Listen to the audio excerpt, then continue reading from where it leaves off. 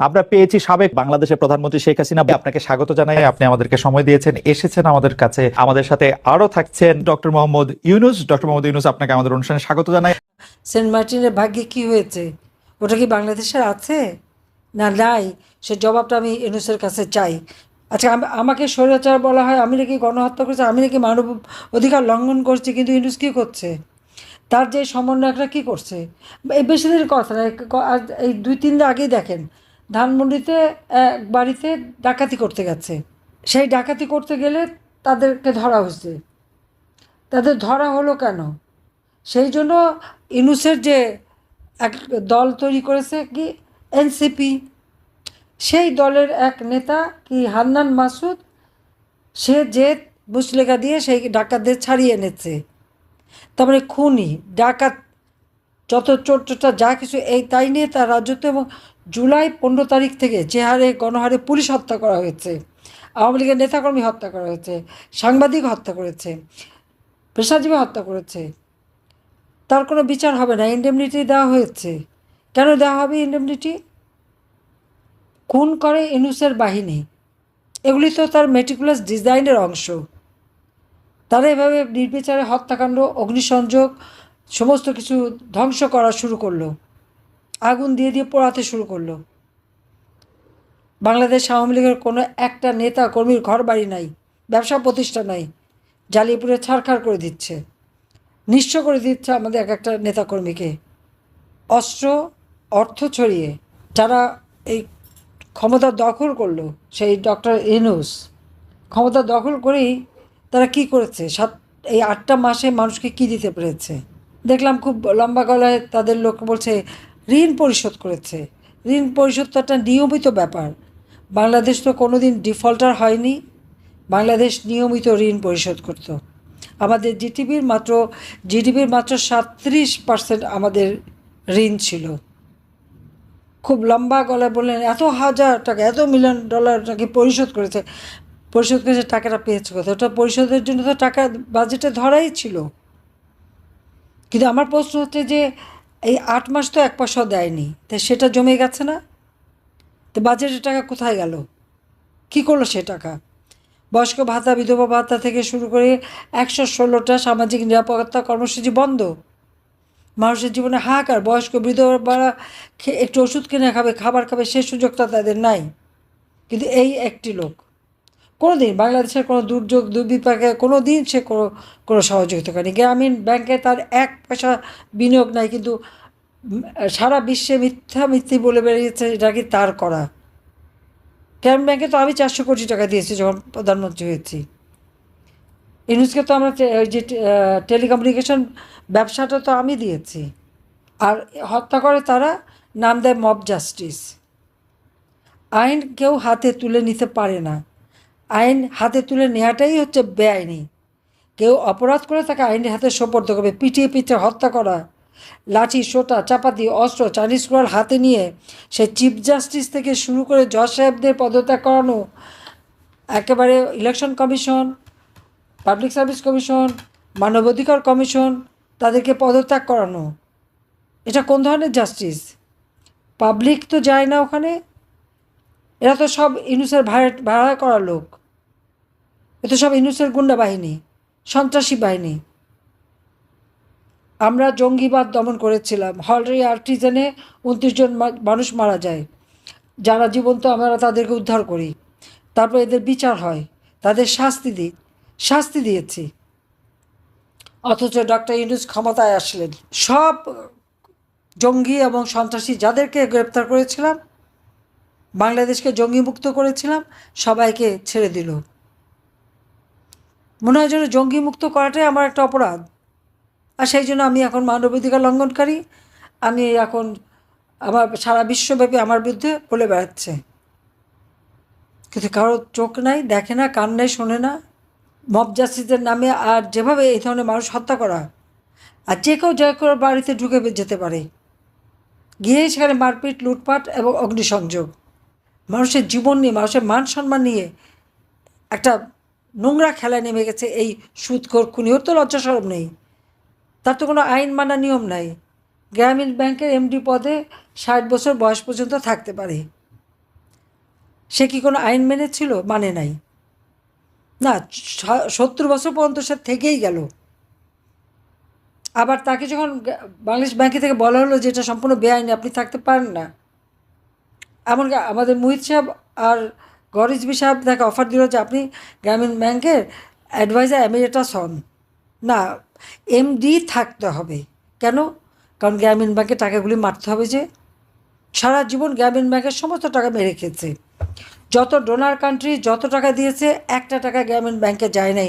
সেটা দিয়ে ইউনূস নতুন নতুন কোম্পানি খুলে ব্যবসা করেছে, কিন্তু একটা ব্যবসা প্রতিষ্ঠান লাভজনক করে নাই। কারণ লাভজনক করলে পরে ট্যাক্স দিতে হবে, লাভজনক হলে শ্রমিকরে তাদের কল্যাণ ফান্ডে টাকা দিতে হবে। এবং এই জন্য শ্রমিকরা যখন তার কোম্পানির শ্রমিক যখন দাবি করলো, তাদের কল্যাণ ফান্ডে টাকা চাইলো, তাদেরকে চাকরি থেকে বের করে দিল, তারা মামলা করলো। আর সেই মামলায় ইউনূস কিন্তু মানে লেবার কোর্টে সাজাপ্রাপ্ত আসামি। তা তো লজ্জা হওয়া উচিত যে শ্রমিকের অর্থ আত্মসাৎ করে সে সাজাপ্রাপ্ত আসামি। সেই আসামি এখন বাংলাদেশের ক্ষমতায় বসে আছে। এবং আমি জানি না সারা দেশের মানুষের কী চোখ, অনেকে তো আবার ইউনূস এসেছে ক্ষমতায় বিগলিত হয়ে পড়ল, কিন্তু ইউনূসের বীভৎস চেহারাটা, এবং সে তো চরমভাবে অকৃতজ্ঞ, চরমভাবে স্বার্থপর এবং লোভী। তার ওই লোভের যে মানে একেবারে সেই রাক্ষসে ক্ষুধার জিহ্বা লক লক করা, এটা তো মানুষ দেখেনি। মুখে খুব ভালো ভালো মিষ্টি মিষ্টি চেহারা দেখিয়ে যেন কিছু জানে না, ভাজা মাছটা উল্টে খেতে পারে না, কিন্তু তার ভিতরে যে কত বড় একটা শয়তানি, সেটা তো আজকে মানুষের কাছে স্পষ্ট হয়ে গেছে যে কী না পারে। তার নিষ্ঠুরতা, তার হত্যাকাণ্ড ঘটানো, 15ই জুলাই থেকে যত হত্যাকাণ্ড ঘটেছে সবগুলি হচ্ছে তার মেটিকুলাস ডিজাইনের অংশ। ওই হত্যা আমরা করি নাই। আগুন দিয়ে পুড়িয়ে পুড়িয়ে সমস্ত পুলিশ স্টেশনগুলি, 560টি পুলিশ স্টেশন আগুন দিয়ে পুড়িয়েছে, পুলিশদের পুড়িয়ে পুড়িয়ে হত্যা করেছে, পিটিয়ে হত্যা করে পা বেঁধে ঝুলিয়েছে, আওয়ামী লীগের নেতাকর্মীকে মেরে পা বেঁধে ঝুলিয়েছে। আর মামলা হয়েছে কার বিরুদ্ধে? আওয়ামী লীগ নেতাকর্মীদের বিরুদ্ধে। যারা নির্যাতিত তাদের বিরুদ্ধেই মামলা, আর যারা নির্যাতনকারী তাদেরকে ইন্ডেমনিটি দেওয়া হয়েছে, আর প্রত্যেকটা এমপির বাড়ি, এমপি হোস্টেল, সব জায়গায় তো ডাকাতি আর লুটপাট করেছে। এরা কারা করেছে? তার ওই সমন্বয়ক ইউনূস বাহিনী, এরাই তো করেছে। যে তাদের বিচার কেন হবে না? পুলিশ হত্যা করেছে, পুলিশ কেন বিচার পাবে না? প্রত্যেকটা ল এনফোর্সিং এজেন্সিস বা আইন শৃঙ্খলা রক্ষাকারী যারা, এই আইন শৃঙ্খলা রক্ষাকারীদের অধিকার আছে তাদের নিজেদের জীবন রক্ষা করার। তারা যখন আক্রান্ত হয় অবশ্যই তাদের নিজেদের বাঁচতে হবে। আজকে সেই জন্য শাস্তি পাবে কে? ম্যাজিস্ট্রেটদের শাস্তি দেওয়া, ম্যাজিস্ট্রেটদের খোঁজ করা, রাষ্ট্রীয় সম্পদ রক্ষা করা, মানুষের জানমাল রক্ষা করা, বা যারা আইন শৃঙ্খলা রক্ষাকারী তাদের রক্ষা করা, এটা তো সকলের দায়িত্ব, এটাই তো তাদের চাকরি। তাদের অপরাধটা কী হলো? আজকে বেসরকারি সমস্ত অফিসারদের চাকরি খাচ্ছে, তাদের বিরুদ্ধে মামলা দিচ্ছে। এমনকি এনবিআর চেয়ারম্যান, সব থেকে অনেস্ট যে লোক, দেখলাম তারও নাকি অ্যাকাউন্ট বন্ধ, তার বিরুদ্ধে ব্যবস্থা। তো সে তো ট্যাক্স আদায় করার জন্য যা করেছে, ইউনূস তো ট্যাক্স ফাঁকি দিয়েছে। একটা নাগরিক, তার প্রায় 54টা কোম্পানি, তার মধ্যে অন্তত 48টা কোম্পানির হিসাবই তো আছে যে একটা ট্যাক্স কোনো দিন সে দেয়নি। আবার গ্রামীণ ব্যাংক, সে এখন গ্রামীণ ব্যাংকের কে? সে তো এমডির চাকরি করতো, তার চাকরি চলে গেছে, সে এখন গ্রামীণ ব্যাংকে খবরদারি করে কেন? সেটাকে সে দখল করেছে। দখল শুধু না, এখন আবার এটাকে সরকারি যে অংশ 25 ভাগ, সেটাকে কমিয়ে 5 ভাগে দিয়ে দিয়েছে, সেটা সম্পূর্ণ আত্মসাৎ করা। এবং শুধু তাই না, আবার 5 বছর পর্যন্ত ট্যাক্সও মাপ। আর তার নিজের ট্যাক্স হাজার হাজার কোটি টাকা তার কাছে পাওনা। 666 কোটি টাকার যে মামলাটা রায় হওয়ার কথা ছিল 6 আগস্ট, সে 5ই আগস্ট এমন একটা সন্ত্রাসী তাণ্ডব শুরু করলো, মানুষ খুন করা শুরু করলো, ওই জঙ্গি হামলা শুরু করলো। আমি তো লাশের উপর লাশ পেয়ে ক্ষমতা থাকতে চাইনি। অথচ ইউনূস তো লাশ ফেলেই লাশের উপরে পাড়া দিয়েই তো ক্ষমতা এসেছে। এখন দেশ বিক্রি শুরু করেছে। এই দেশ বিক্রির মশিলাকে তো আমি কোনোদিন দেইনি। আমার কাছেও তো অনেকবার প্রস্তাব এসেছে, কেন আমি দেবো? এই মাটি, এই দেশ, এই দেশের মানুষের সম্পদ। কিন্তু আজকে সে কি মানবিক করিডোর দেবে? পৃথিবীর যে কটা দেশে মানবিক করিডোর দিচ্ছে সেই কটা দেশের অবস্থাটা কি একটু ভেবে দেখেন তো, একটু খোঁজ নিয়ে দেখেন আপনারা। আর আজকে বাংলাদেশের ক্ষমতা আসতে না আসতে বলে মিয়ানমারের বর্ডার, সেই বর্ডারে নাকি সরকারি নিয়ন্ত্রণ নাই। তা যিনি ক্ষমতায় বসে আছেন তার যদি দেশের স্বাধীনতা সার্বভৌমত্ব রক্ষা করার কোনো শক্তি না থাকে, যোগ্যতা না থাকে, শুধু ওই অস্ত্র হাতে নিয়ে আর আওয়ামী লীগ নিধন করেই ক্ষমতায় থাকা। আওয়ামী লীগ এদেশের মানুষের সংগঠন। আওয়ামী লীগ আমলে তো এই বর্ডার কখনো এরকমভাবে নিয়ন্ত্রণহীন হয়নি। যতদিন আমি ছিলাম একটা দিনের জন্য নিয়ন্ত্রণহীন হয়নি।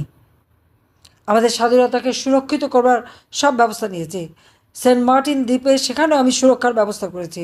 বিজিবির সেখানে আমি একটা বিওপি করে দিয়েছি। আজকে কেউ সেন্ট মার্টিনে যেতে পারে না। সেন্ট মার্টিনের ভাগ্যে কী হয়েছে? ওটা কি বাংলাদেশের আছে না নাই? সে জবাবটা আমি ইউনূসের কাছে চাই। ডক্টর ইউনূস বলেন যে সেটা কোথায়, কার কাছে বিক্রি করলেন, বা কোথায় গেল আমার সেন্ট মার্টিন? কেন আমার ট্যুরিজম ওখান থেকে বন্ধ হলো? কেন ওখানে হাজার হাজার মামলা দিয়ে মানুষকে তাড়িয়ে দেওয়া হলো? কার কাছে বেচে দিলেন? কিসের বিনিময়ে? আর কেন আমার বর্ডার অরক্ষিত হলো? তার জবাব তো ইউনূসকে দিতে হবে। এই দেশ বিক্রি করার জন্য না, আমরা রক্ত দিয়ে এই দেশ স্বাধীন করেছি, এটা আমাদের মনে রাখতে হবে। নিজে ট্যাক্স ফাঁকি দেবেন, আবার সবাইকে হয়রানি, এমনকি আর্মি অফিসার, তাদের কি অপরাধ?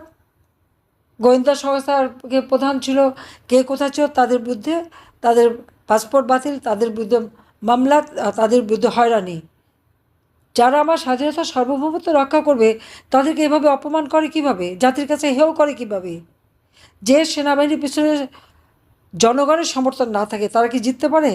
পাকিস্তানি হানাদার বাহিনী ৯৬,০০০, তারা যে সারেন্ডার করতে বাধ্য হয়েছিল কেন? জনসমর্থন ছিল না। তা আজকে আমাদের সেই স্বাধীনতা সার্বভৌমত্ব রক্ষাকারীদেরকে জনগণের কাছে হেয় প্রতিপন্ন করা হচ্ছে। আইন শৃঙ্খলা রক্ষাকারী সংস্থা, তাদেরকে নির্বাচনে হত্যা করা যায়, বিচার হয় না, ইন্ডেমনিটি দেওয়া হয় এবং তাদের পুরস্কার করা হয়। আর দুর্নীতির কথা, আমাদের দুর্নীতি খোঁজেন, আমার অর্থ খোঁজেন, সম্পদ খোঁজেন, খোঁজ করেন।